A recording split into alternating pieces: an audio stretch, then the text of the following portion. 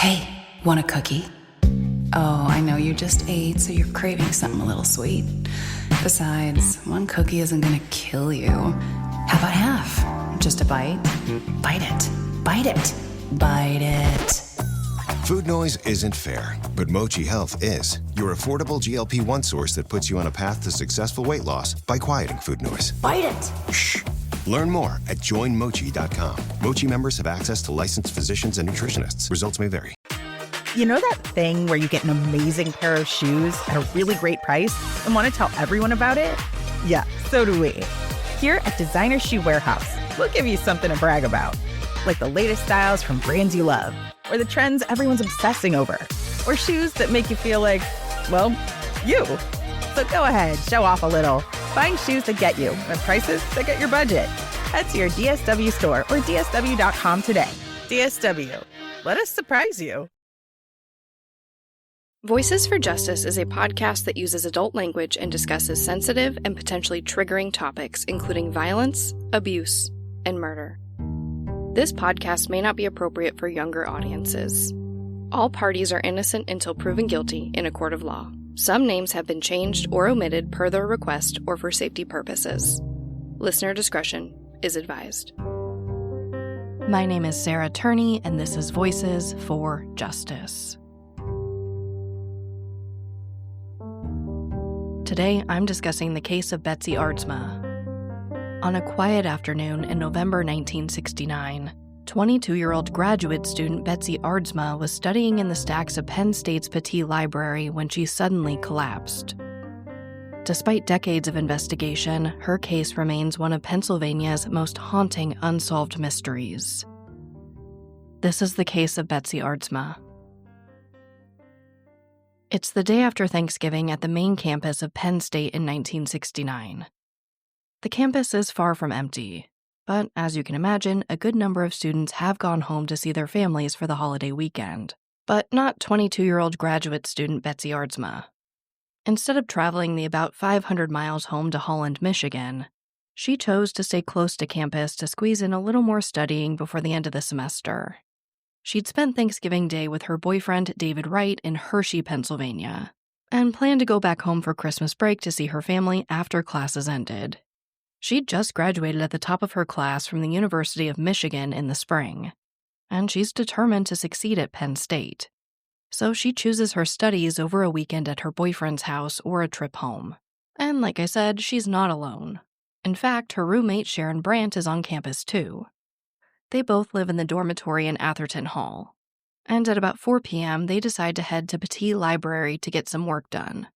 They make a quick stop in Burroughs Hall to speak with Professor Nicholas Joukowsky.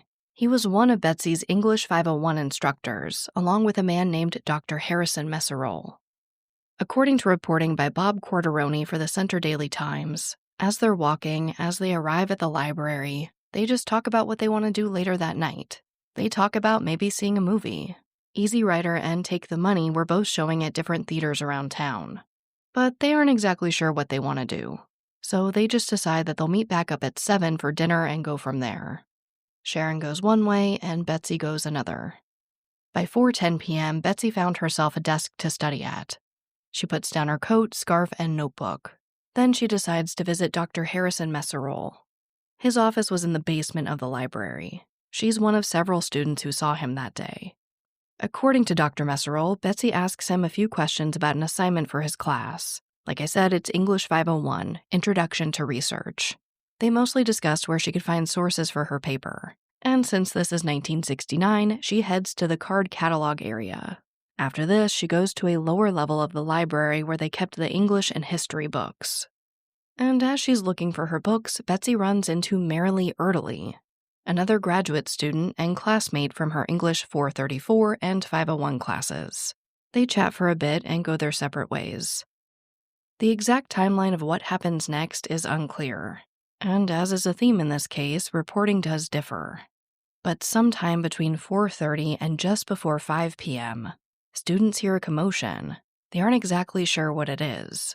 Some reporting just uses the word commotion, while other reporting says that students heard books falling on the ground, and in some cases, students reported hearing screams or gasps.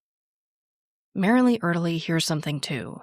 She gets up from her desk, walks around the corner, and sees two men, one of whom says, quote, "Somebody better help that girl," end quote. Then they lead her back to Betsy and vanish.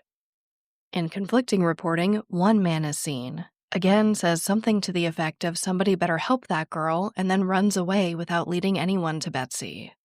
It's possible that this man was holding and hiding his right hand while doing so. But what we know for sure is that Betsy is found collapsed between a set of narrow bookcases.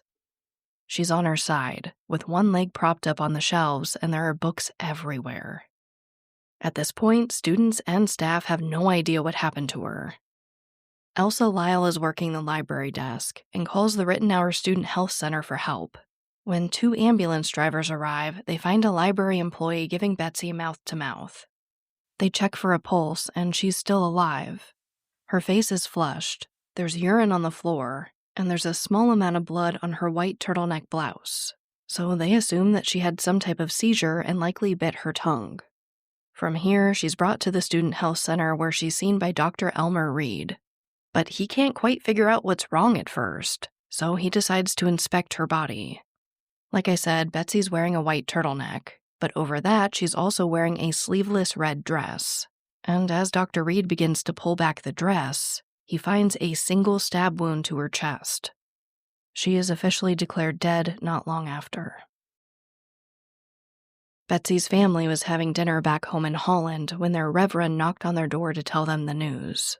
They would later fly to Penn State to bring Betsy back home. According to reporting by David DeCook for Patriot News, at this time, local police had an agreement with the Pennsylvania State Police to respond to crimes on campus, so they're the ones who respond to the call about Betsy. The barracks serving Penn State was about 15 minutes away at Rockview State Prison, and because it was the Thanksgiving weekend, most troopers weren't working, including the head of the Criminal Investigation Unit, Sergeant George Keebler. He was gone hunting and wasn't due back until Monday. So unfortunately, they just don't have the most skilled members of law enforcement available to answer the call. Trooper Mike Simmers ends up being the responding officer. He's on the younger side and usually works in drug crimes and crowd control during the anti-Vietnam War protests on campus. He was also taking classes at Penn State as a part of his work going undercover. When Simmers gets the call, he's told that there's been a medical emergency. But really, even if their head of the Criminal Investigation Unit were the first to arrive, it may not have made that much of a difference, because the crime scene was completely trashed. At this point, it's been over an hour since Betsy was found in the library, and since then, the floor has been mopped. A lot of the books found around her body have been returned to the shelves, and all the potential witnesses to her murder didn't really stick around, let alone her murderer. It was really just business as usual in the library. Betsy was stabbed just one time through her left breast and heart. The wound was 1 inch wide and 3 inches deep, and the knife hit her pulmonary artery. Basically, blood pooled mostly in her lungs and stayed inside her body. So no one really knew that someone had just been murdered in the library at this point. Other than the medical staff and Simmers, most people thought that Betsy just had a medical emergency of some kind. Simmers told Dateline that he knew immediately that this was just way over his head, and at this point he calls for backup, stating that a young woman had just been murdered at Penn State. This episode of Voices for Justice is sponsored by Chewy. If you have pets, you probably know about Chewy, and you also know that when they say that they have everything you need to keep your pet happy and healthy, they're not messing around. To keep them happy, Chewy has over 100,000 products from all the brands my pets love at prices I love. To keep them healthy, Chewy offers pet prescriptions, pet insurance, telehealth vet visits, and they're even rolling out vet clinics across the country. I've been shopping with them for a very long time. And in addition to the auto-ship feature that gets the dog's food to them every single month, I also love to experiment with different treats. But I'm a bit picky. For me, it has to be high quality with simple ingredients. I recently picked up treats from Shepherd Boy Farms that are 100% just chicken breast. Popcorn and Heber are already obsessed. Chewy has everything you need to keep your pet happy and healthy. And right now, you can save $20 on your first order and get free shipping by going to chewpanions.chewy.com/Sarah E. Turney. That's chewpanions.chewy.com/SarahETurney to save $20 on your first order with free shipping. chewpanions.chewy.com/SarahETurney. Minimum purchase required. New customers only. Terms and conditions apply. See site for complete details.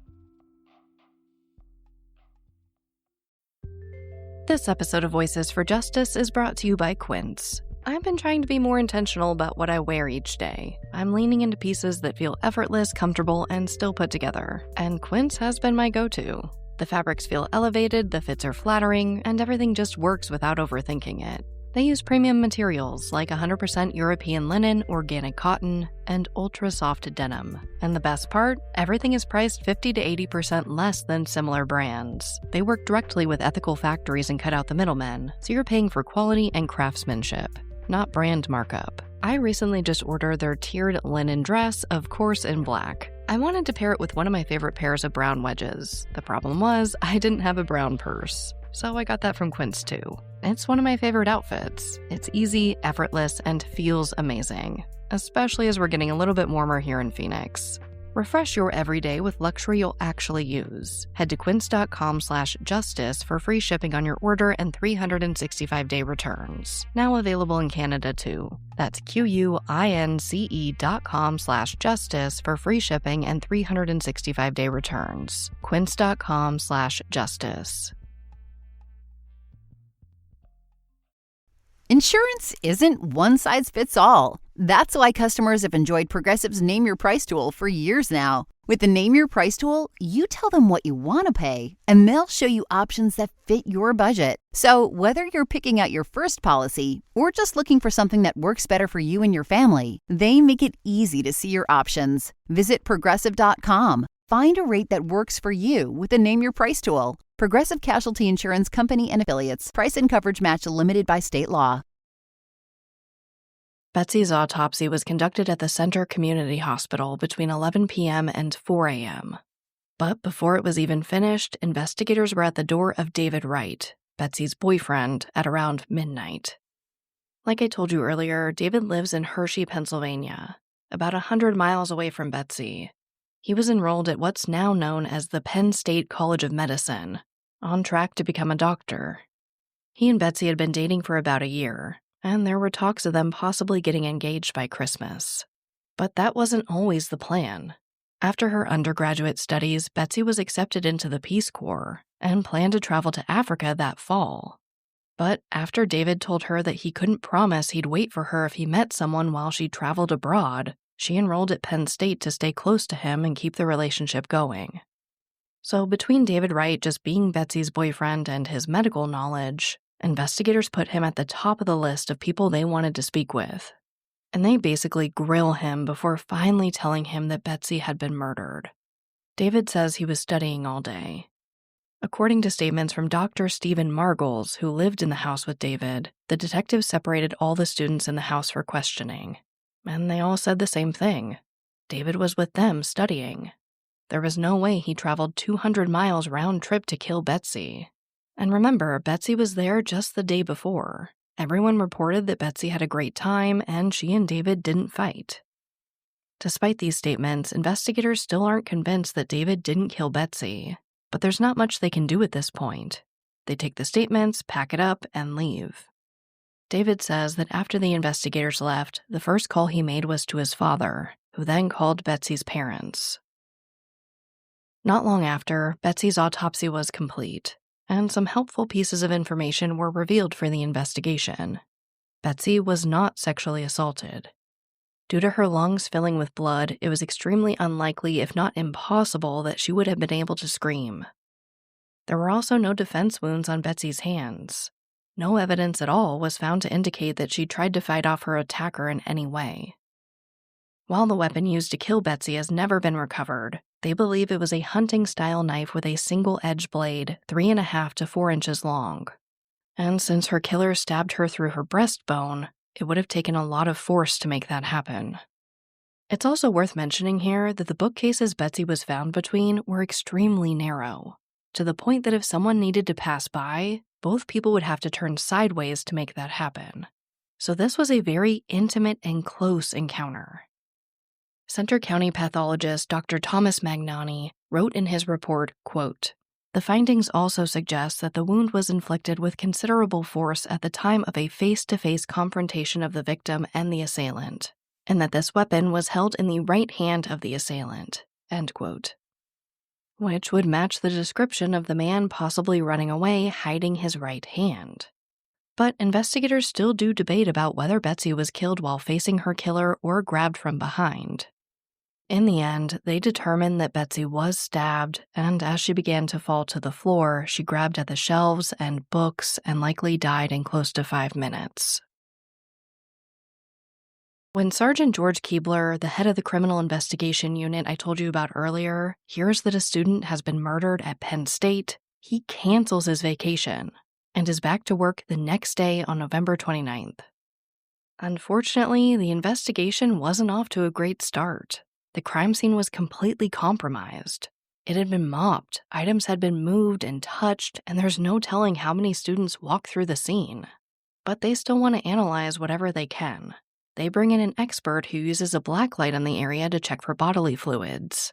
And despite the lack of blood, the scene lights up. We know that urine was found, which is believed to have come from Betsy, but they find something else. There's semen everywhere. It's on the shelves, on the books, and on the floor. But before we get ahead of ourselves here, Betsy was not sexually assaulted before she was killed. And there actually is a pretty reasonable explanation for this semen being everywhere. According to reporting by David DeCook in his book Murder in the Stacks, Pattee Library had a bit of an issue with people having sexual relations in between the bookshelves or stacks, specifically gay men. There'd been several reports of this leading up to Betsy's murder. While there was great activism and efforts for reform, at this time homosexuality was still a criminal offense in Pennsylvania. So it wasn't uncommon for men, students, and the public alike to use the dark aisles of the Pattee Library to have sex. This was well documented, and according to DeCook's research, the library staff even requested that the college assign a member of their campus patrol, basically an internal, mostly student-run security of sorts, to the library full-time. But they were denied, saying they didn't have the resources to do so. Now, in addition to the semen, investigators also found about 20 to 30 paperback pornography books hidden in the shelves near where Betsy was killed. So what's been happening in the stacks is pretty clear.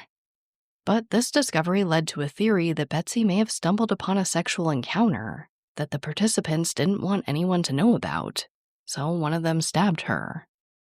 But there are issues with this theory. None of the semen found appeared to be fresh, and Betsy was extremely progressive. Basically, if she saw somebody having sex in the stacks, she wouldn't have cared, let alone report it to anybody. But to be fair, if that were the case, we can assume that the participants and possible killer may have known that about her. So while it could be possible, and many people still believe it's a viable theory, law enforcement chalks all this up, finding all this semen, to known sexual activity happening in the stacks. And they don't believe that there's a connection to Betsy's case. While analyzing this scene, they also notice a very tiny spray of blood droplets. It looks like someone had flicked blood off their hand, and while they didn't have the technology at this time to say that it was Betsy's blood, it did match her blood type. The theory is Betsy's killer stabbed her, pulled out the knife, and shook the blood off their hand before leaving the area.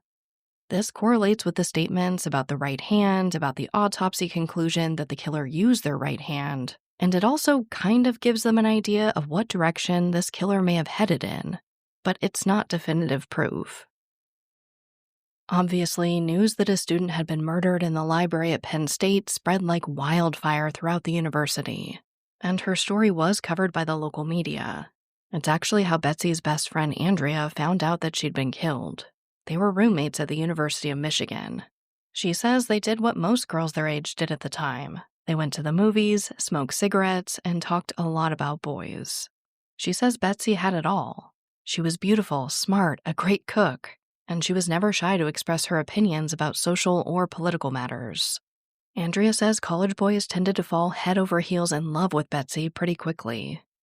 Another friend, Linda, likened Betsy to a young Katharine Hepburn, telling Penn Live, quote, You know, with those kind of angular features, and this curly, reddish hair that she pinned up, lean and lanky with that same kind of sarcastic, funny, witty attitude." End quote. Andrea was home for the Thanksgiving holiday when she heard the news over the radio. Betsy Aardsma had been murdered at Penn State. She was in shock. She even called the radio station to confirm that she'd heard it correctly. After trying her best to compose herself, she went out to grab some food, but after the server took her order, she lost her composure. She broke down sobbing, saying that her best friend had just been killed. At this point in the investigation, they were trying to track down any witnesses who were in the library that day. According to early reporting by the Center Daily Times, 3,219 people visited Pattee Library on the day that Betsy was killed. But I've seen that number drop down to about 600 in other reporting, and down to 90 in another set of reporting. So take that for what you will. And it gets complicated. Because the library was open to the public, everyone who was there that day weren't all students. So of course they can start looking through everyone enrolled in classes, but there was no way to account for the identities of each and every person who visited the library that day.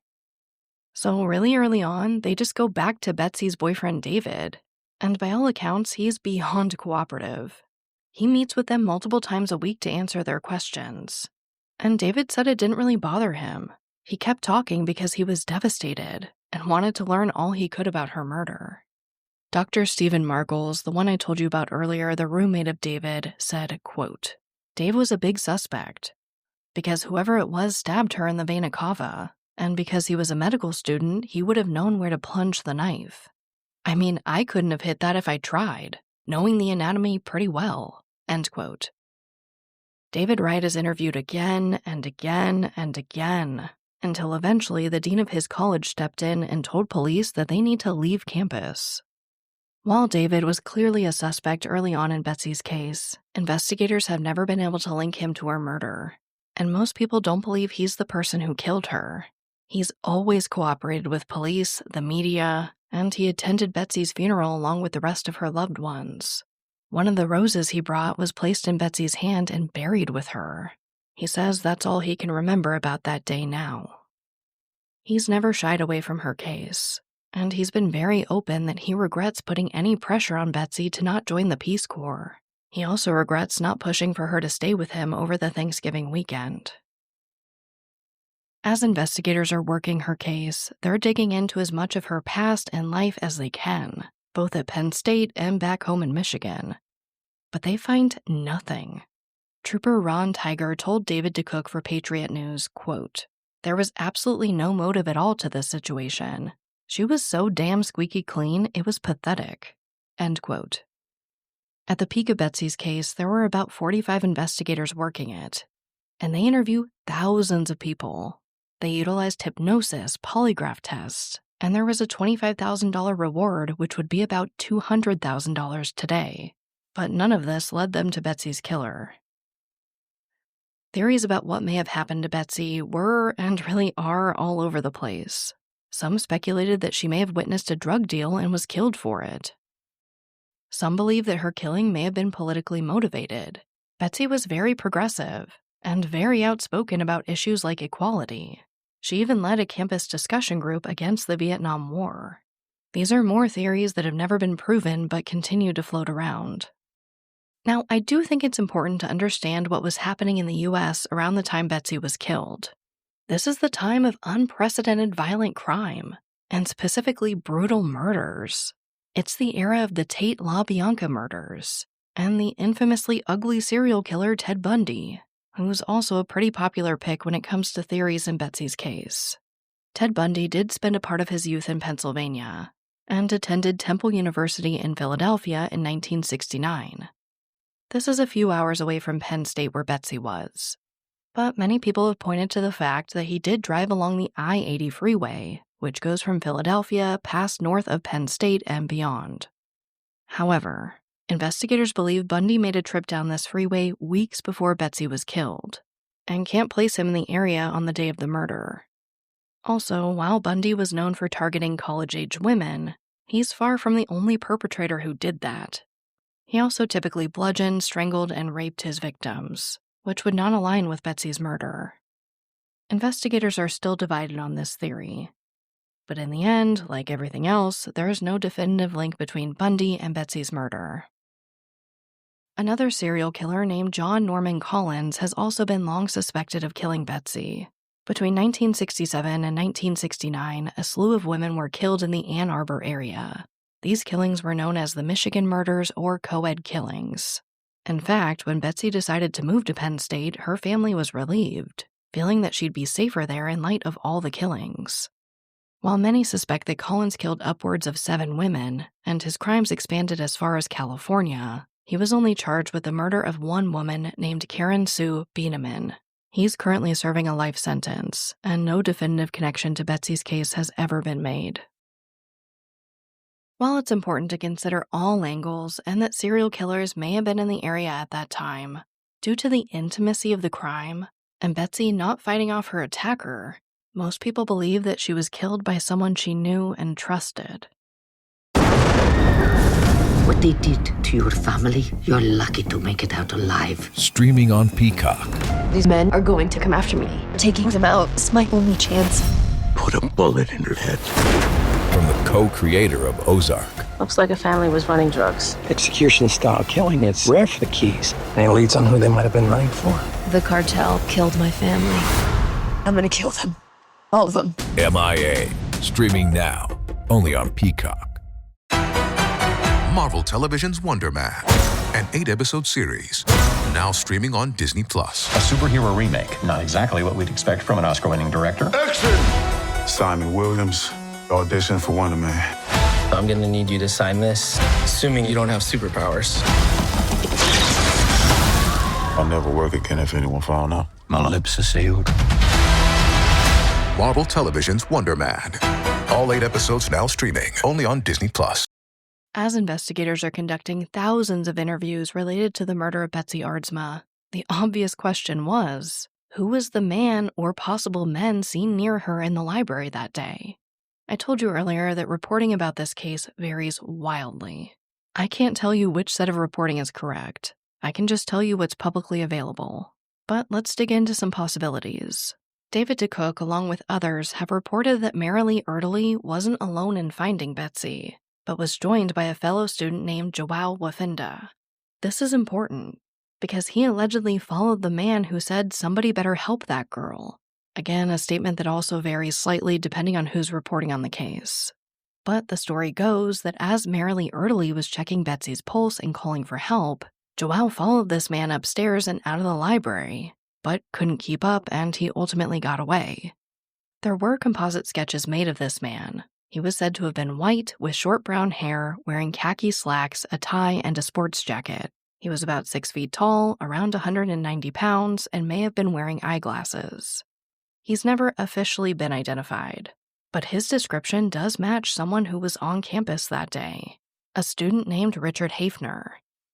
He was a PhD student in geology that fall, and he's the top pick for Betsy's killer by the authors of 2 books written about Betsy. Murder in the Stacks by David DeCook, and Who Killed Betsy by Derek Sherwood. He had short brown hair, was known to carry a knife, wear khakis and a sports coat, and he had a history with Betsy. He often referred to her as his ex-girlfriend, but Betsy's family told investigators that they were aware of Hafner's advances towards her, and she called him a creep. In some reporting, they say that Betsy's roommate, Sharon Brandt, was the one who prompted investigators to look into him in the first place. He was an odd man, to say the least. He was known for his temper and shocking outbursts. He was also suspected of stealing from the university. But he says he wasn't in the library that day. They've never been able to connect Hafner to Betsy's case. But in 1975, he faced 2 separate accusations of sexually assaulting young boys. It went to trial and ended in a hung jury. From there, Hafner filed a number of lawsuits against his accusers, and ultimately had the charges removed from his record altogether. 7 years after Betsy's murder, a faculty member came forward to report that he saw Hafner shortly after Betsy was murdered. He was agitated and asked if there was any news about the woman killed in the library. This statement is important. because it conflicted with what he'd told investigators originally about his whereabouts that day, that he'd been eating dinner in another location on campus. In 1998, Hafner was caught in a Delaware liquor store parking lot, violently assaulting a woman by slamming her face into her car. He was convicted for his crimes, but afterward he sued the woman for damages. Hafner died just 4 years later in 2002, after suffering a tear to his aorta, causing him to bleed out into his lungs, similar to how Betsy died. In 2009, one of his nephews reached out to author Derek Sherwood and said he overheard Hafner telling his mother that he killed Betsy. He also heard his mother respond, "You killed that girl, and now you're killing me."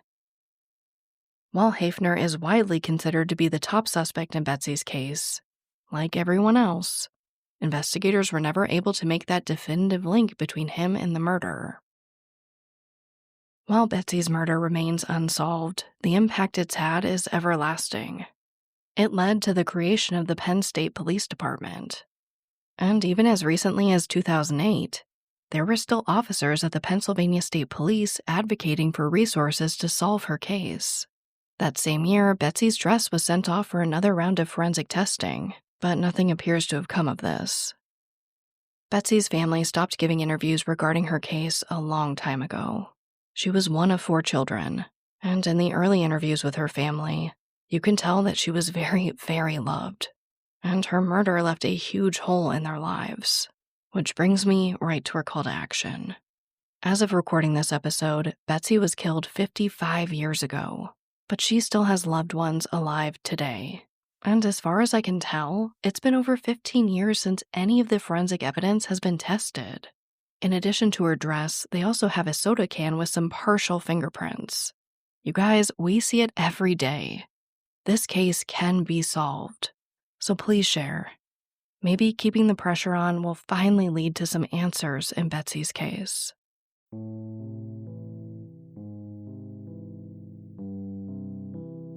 As a reminder, 22-year-old Betsy Aardsma was killed at the Pattee Library at Penn State on November 28, 1969.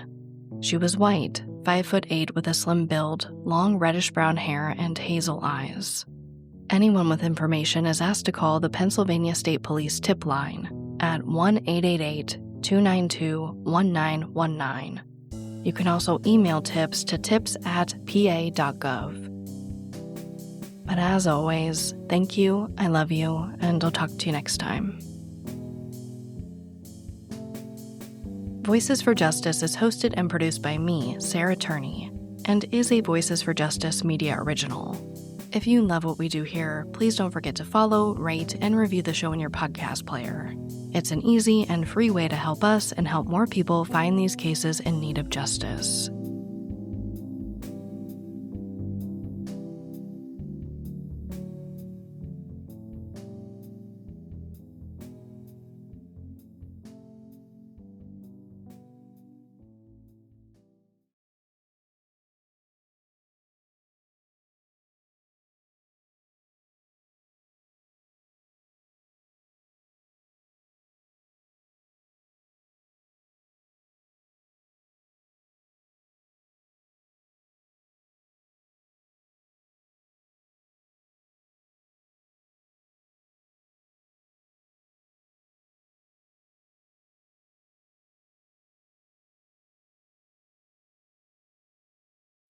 Welcome to the Secret After Show. The door of the studio is open, and our emotional support puppies Heber and Popcorn are in the room. As far as what's going on with me, I think the only thing I have to report here is that there's no new updates when it comes to this Jane Doe possibly being a match to Alyssa. But I do want to give a shout out to the Alyssa Turney subreddit community. I actually left that subreddit a long time ago, and I recently came back to it. It was just too overwhelming at the time. It was right before trial, and I was upset. I had to walk away, and I've since tried to re-embrace this community. There are so many people on there that truly care about Alyssa, and right now they are speculating, they are analyzing in a very respectful way that I also find helpful. I really do appreciate when people take the time to look into my sister's case, to present factual information, to present theories that make sense. I think that they are just doing a really good job over there, and I'm interacting. If you guys want to ask me questions about the case, I'm on there. I try to answer all I can. Please be respectful, of course. But again, I just wanted to shout that out. If you guys are listening, I wanted to shout you guys out. I just, I guess, especially right now, as I'm waiting to learn if this doe is Alyssa or not, I can't help but run back literally everything in her case. And it just helps to talk it out with someone else.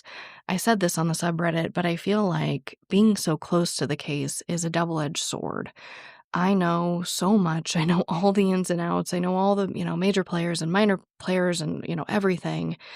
Obviously not everything, but it's hard because I think being that close to it makes it hard to see things, which is obviously why it took me so long to see the truth about my dad, right? So again, it's just really helpful. I really appreciate it, and I wanted to give you guys a shout out. But as I feel like I'm losing my voice again due to stress, let's move right on to the case.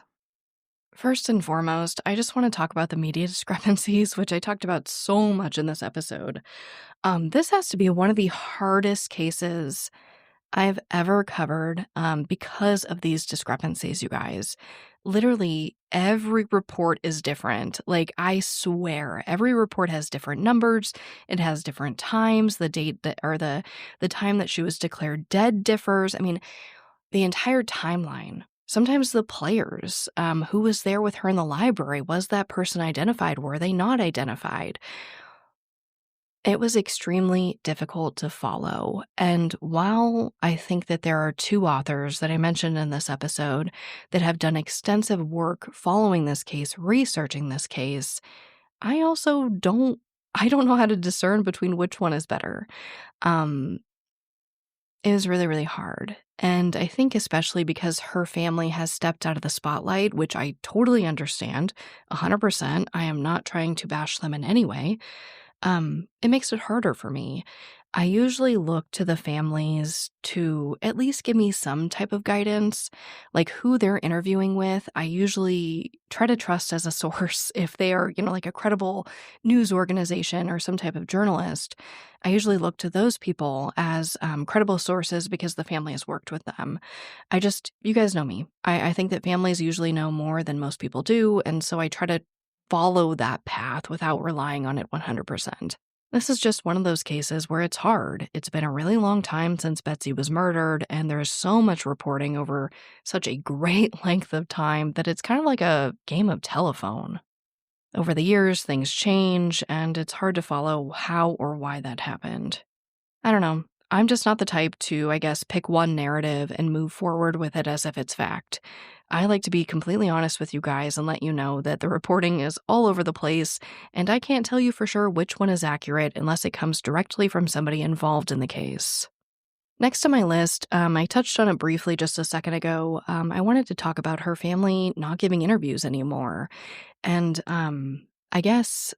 hold on, warning, I'm getting on my soapbox. Just take a moment to respect that. I think that when families don't want to speak with the media, people often get upset. They, say things like, that's suspicious that they don't want to talk. Why don't they care? And I just want people to know that this process, interviewing about your loved one again and again and again over many, many years. I mean, my goodness, I don't know what 55 years feels like, but I can tell you that it's exhausting. It's mentally taxing and it hurts. Even in a best case scenario, every interview in true crime for a family member is trauma, at least in my experience. For most people, I can't speak for every family member in true crime. But for me and many of the families that I know, it's all trauma and it's all pain. And we do it because we love our loved one, right? But I also think it's okay to say, I've given my statements. I don't have anything else to say. Please refer to what I said before. I think that establishing that boundary hopefully finding peace and stepping away is perfectly okay and needs to be more normalized in true crime. Now, on to our hero of the episode. This one was hard, and to be honest, I don't know that I have a hero of this episode because of all the conflicting information. It's really hard to know exactly what happened, but I do have an honorable mention, I guess. And that's David Wright, Betsy's boyfriend, for being so forthcoming with police. And this might be like a hot take. I know that some people still think he did it. And I try not to give my opinions, you guys, but the 200-mile round trip, many people vouching that he was there that day, and them all seeing Betsy the day before. I mean, just the odds that all those people that lived in that house would keep that secret for him feels extremely unlikely. So I will move forward with my honorable mention because I think that he was so forthcoming with police. I mean, doing interviews with them, answering their questions multiple times a week is insane. That is insane. And like I said, throughout all these years, he kept cooperating with police. He keeps talking to the media. And now he is like the successful kidney doctor, and he still takes the time to give statements about her case. So he's our honorable mention for this episode. I just think it's really neat to see when people, just keep going like he has. Now let's move on to our segment of hope. This is from Randall, thank you, and I will warn you in advance that I am going to get emotional because we are talking about a dog again. This comes from, I'm so proud to say, I don't always get to be proud of Arizona, but this comes from Arizona and I am proud. This is directly from the Arizona Republic, written by Caitlin McGlade on April 17th, 2025. And you guys, the title says, thank you. I think it's Buford. Hero dog finds missing toddler who was located 7 miles from Arizona home. The article reads, on April 14th, about 40 search and rescuers and officers from several law enforcement agencies searched the rugged, rural terrain of northern Arizona to find missing 2-year-old Bowden Allen. The boy had wandered off in his pajamas from his home in Seligman, which, side note, if you didn't know, is the inspiration behind the fictional town in Cars. The article goes on to say, they looked through the night and spotted 2 mountain lions along the way, according to a news release from the Yavapai County Sheriff's Office. It was a rancher's dog named Buford that found him, the sheriff's office confirmed. After the 16th hour, the rancher reported Allen had walked onto his property 7 miles from the boy's home. He said Buford found the boy while patrolling his land and likely shepherded him to safety. The boy told the rancher he slept under a tree. It is unclear how a 2-year-old could have traveled 7 miles on foot. According to the American Academy of Pediatrics, 2-year-olds are still learning coordination when they walk, and they have a very short attention span. Most children do not have enough motor skills to participate in sports until they are at least 6. The Sheriff's Office thanked the Arizona Department of Safety, the Coconino County Sheriff's Office, the Mojave County Sheriff's Office search and rescue teams, and the public for sharing Allen's missing person flyer. Quote, and of course, Buford the dog who stayed with the boy and brought him to safety, end quote, the Sheriff's Office said. So that is our segment of hope for obvious reasons. It's just really great to see. I think, obviously, I can't even imagine the panic of your 2-year-old wandering away or being lost. And just, you guys, thank the heavens for dogs. But as always, thank you, I love you, and I'll talk to you next time. Ryan Reynolds here from Mint Mobile with a message for everyone paying big wireless way too much. Please, for the love of everything good in this world, stop. With Mint, you can get premium wireless for just $15 a month. Of course, if you enjoy overpaying, no judgments, but that's weird. Okay, one judgment. Anyway, give it a try at mintmobile.com/switch. Upfront payment of $45 for 3-month plan, equivalent to $15 per month required. Intro rate first 3 months only, then full price plan options available. Taxes and fees extra. See full terms at mintmobile.com.